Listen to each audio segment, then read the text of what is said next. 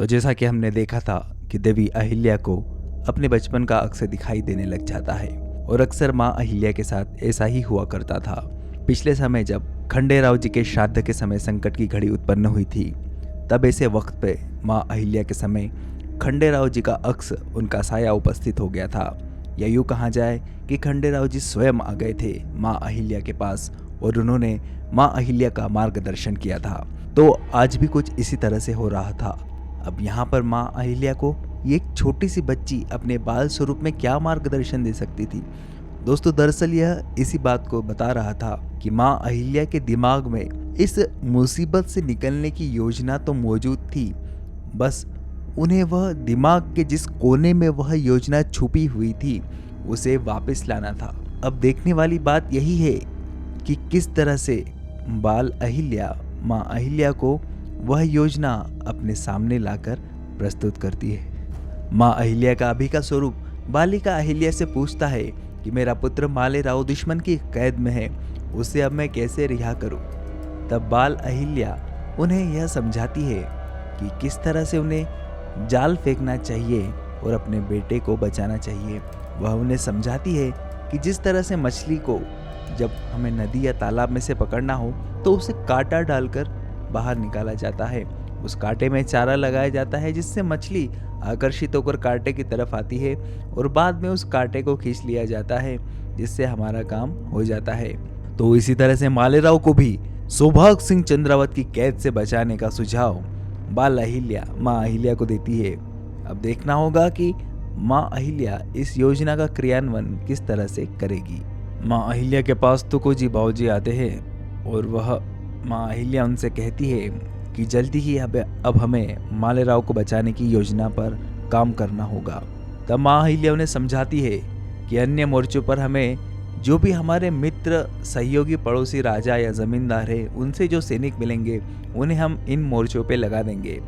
पर तुकोजी बाबूजी कहते हैं, अरे अहिल्या, उनसे तो हमारे पास मदद आई ही नहीं है, उनके पास से तो हमारे पास कोई भी सैनिक नहीं आए हैं और ना ही उन्होंने हमारे पत्रों का जवाब दिया है। दोस्तों, पत्रों का जवाब देते भी कैसे, क्योंकि सारे पत्र तो उस गुणोजी ने किले के दरवाजे के बाहर जल रहे अलाव में जला दिए थे। पर इस बात से अनजान थे तुकोजी बाबूजी और माँ अहिल्या। माँ अहिल्या अपने वाड़े के प्रांगण में समस्त मालवावासी निवासी और प्रतिष्ठित गांव वालों को बुलाती है और उनसे वह युद्ध में मदद का आह्वान करती है। तुकोजी बाबूजी कहते हैं, इन सामान्य से खेतों में काम करने वाले किसानों से, मजदूरों से हम कैसे उम्मीद रख सकते हैं कि वह सैनिकों की तरह लड़े। अहिल्या, तुमने इस बार मालवा की जनता से लगता है कुछ ज्यादा ही मांग लिया था।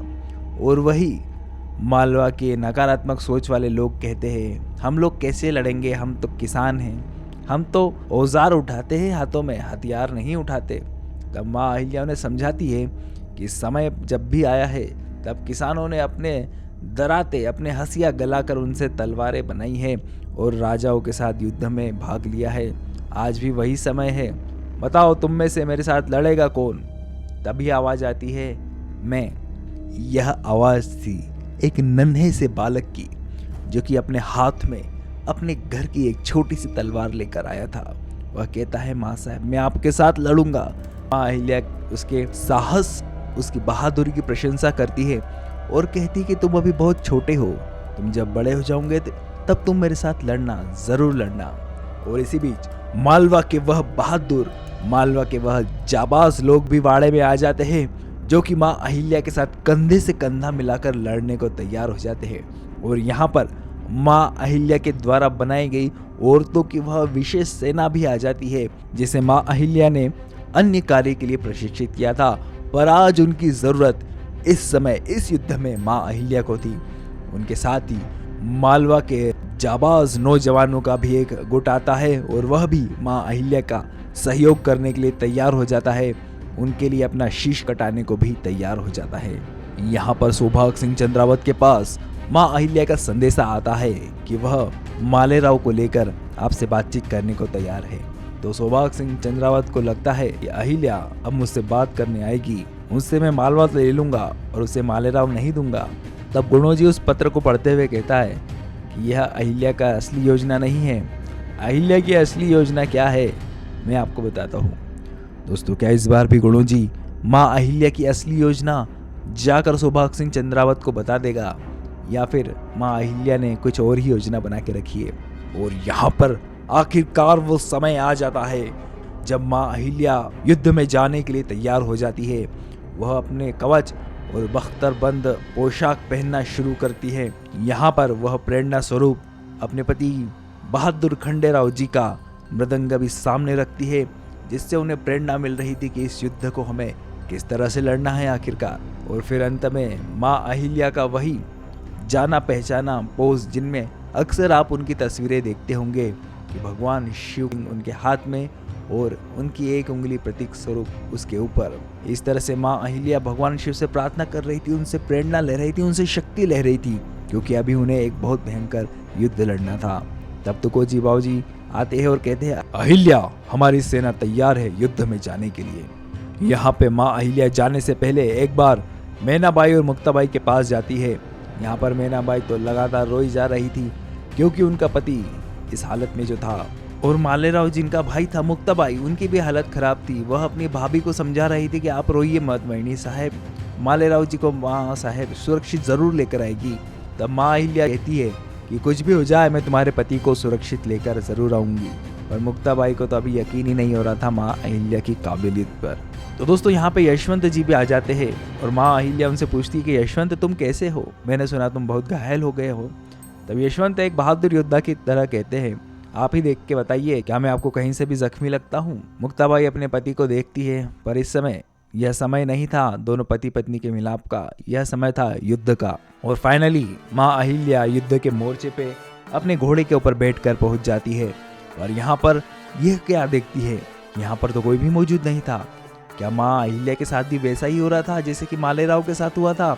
क्या चाल चली है सौभाग्य सिंह चंद्रावत ने इस बार, तो समझ में नहीं आ रहा था। माँ अहिल्या युद्ध के मोर्चे के बीचों बीच चली जाती है और वह एक सफेद कपड़ा लहराती है। यह माँ अहिल्या की बनाई हुई पुरानी योजना थी, जिसके अनुसार माँ अहिल्या कहती, यदि मैं बीचों बीच जाकर सफेद कपड़ा दिखाऊं तो इसका मतलब यह था कि मैं सुरक्षित हूँ। और दोस्तों यहाँ पे माँ अहिल्या की सेना उनके पीछे पहाड़ों के आड़ में खड़ी हुई थी। यहाँ पे माँ अहिल्या किसी को भी यह पता लगने नहीं देना चाहती थी कि उनके साथ इतनी बड़ी सेना भी आई हुई है उनकी। और दोस्तों यहाँ पर दूर से दिखाया जाता है कि मालेराव जी जैसा ही कोई शख्स एक फांसी के फंदे से लटका हुआ है और उसके पैरों के नीचे 2 रेत की बोरियां भी भरी हुई है।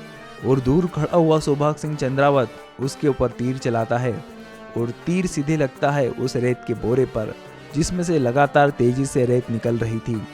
और जैसे जैसे रेत कम होते जा रही थी, वह फांसी का फंदा जिसे माँ अहिल्या मालेराव समझ रही थी उस व्यक्ति के गले में कसता जा रहा था। माँ अहिल्या को लग रहा था यह सामने जिस व्यक्ति को फांसी पर लटकाया है वह उनका पुत्र मालेराव ही है।